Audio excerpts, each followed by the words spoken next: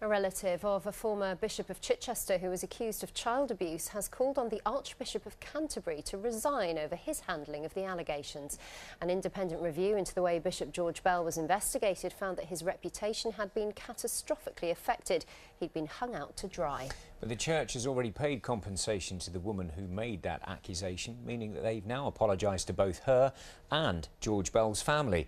In an exclusive television interview, his niece, who's now 93, says the response has been woefully inadequate. Simon Jones has more.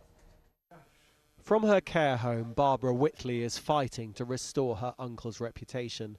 Described as a champion of the oppressed, George Bell served as Bishop of Chichester for 30 years until his death in 1958. But his reputation was suddenly challenged 2 years ago when it emerged that this woman had made allegations that he had abused her when she was a child. The church apologised and paid her more than £16,000. Last week, though, a review into the church's investigation found it was very weak, concluding for Bishop Bell's reputation to be catastrophically affected in the way that happened was just wrong. Last week I was really very down because I'm 93 and I was very shaky last week when the review came out and then Archbishop says all that. It's not pleasant. Do you think the Archbishop of Canterbury should resign? Yes. In a letter she received yesterday, the church apologised again for the pain caused to her and to her family and its handling of the case. I think we were not in a good place to undertake this very serious task. We did our very best, but I think the failures have been pointed out and we accept and apologise for them. The Archbishop of Canterbury, Justin Welby, in a statement after the review's publication, apologised for the failures of the process.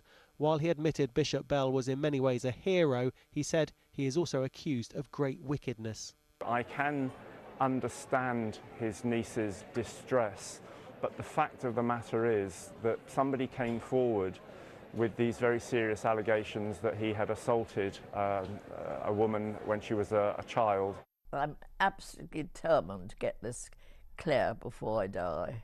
You know, he's a blood relation, and I know he's a good man, and I know this sort of thing didn't ever happen. Tonight, the Archbishop of Canterbury declined to comment on the call for him to go. Oh, well, Simon Jones is outside Canterbury Cathedral for us now. It's a confusing situation, isn't it, Simon? Barbara Whitley isn't the only one tonight who's asking the Archbishop to consider his position. No, an organisation has been set up called the Bell Society, which aims to restore the memory of Bishop Bell. And today, independently of his niece, they asked the Archbishop of Canterbury to consider his future. They feel he hasn't sufficiently apologised for what they see as the trashing of the bishop's reputation. Important to point out, though, in the report that was published last week, it didn't make any final conclusions about whether Bishop Bell was innocent or guilty, about whether the woman who accused him was telling the truth, but it did say that had he been alive today, the prospect of a prosecution would be low. And this has all come at rather a difficult time for the Archbishop. Yes, I was standing here on Monday evening talking about a former Archbishop of Canterbury, George Carey, who in his Christmas message to his friends accused the current Archbishop of treating him unfairly. Now, it's a difficult time, particularly as no doubt the current Archbishop would much rather be spending his time focusing on the Christmas events ahead. OK, Simon, thank you.